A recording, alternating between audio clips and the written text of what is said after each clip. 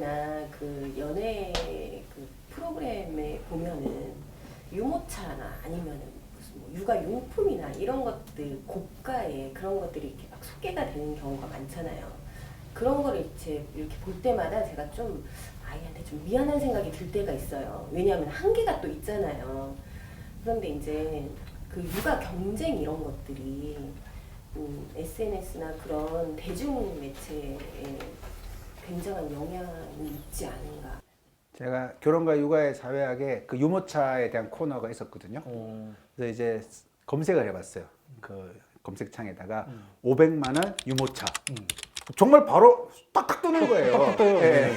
아니 그게 뭐 신문 기사로 나오는 게 아니라 그냥 딱딱 뜨는 거예요. 600만 원 끄덕 떠요.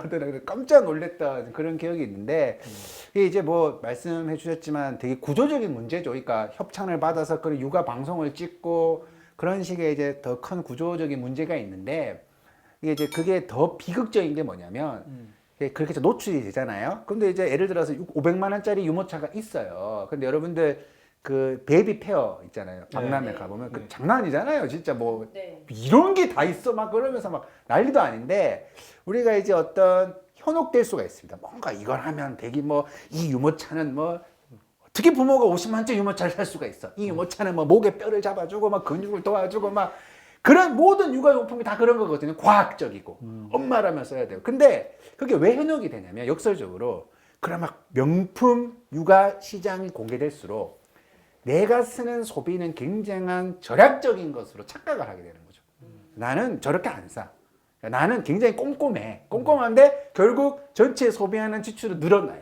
내가 늘어나요. 근데 이제 그런 방송 같은 걸 보고 있으면 자신은 굉장히 뭔가 육아에 결점이 없는 것처럼. 그러니까 500만 원짜리 육아가 존재하니까 200만 원짜리 유모차를 요구하는 거는 뭐 별다른 문제가 아닌 것처럼 이해를 하게 되는. 그럼 200만 원 유모차가 나쁘다 이런 것이 아니라 어떤 사회적 흐름 때문에 내가 너무나 당연하게 그것을 사야 된다라는 식으로 생각을 하게 된다라는 것이죠. 그래서 저도 그런 방송들을 보면 방송이 도대체 왜 저러냐 싶은 생각이 드는 거죠. 그러니까 방송이 오히려 더 그런 걸 자극시키고 그리고 그 육아용품이 비싸면 결코 이렇게 좋은 사회로 안 갑니다. 왜냐하면 그 육아를 할 때 주로 여성이 용품들이 많죠.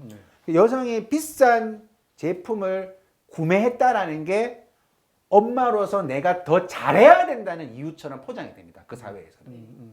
굉장히. 그러니까 뭐 어떤 노골적인 집안에서는 뭐 남편이 그걸 사주게 되면 나 더 잘할게. 더 육아를. 그러니까 육아를 내가 더 짊어지고 가야 되는 것처럼 그 육아의 명품 시장이 그런 걸 여성들에게 오히려 더 주입을 하는 그런 경향성까지 있거든요. 실제로는 있거든요. 그래서 이제 제가 볼 때는 제품만 좋아졌지 실제로 그 안에서 여성이 과연 편리해졌는가. 장비만 좋아진 거예요. 장비만.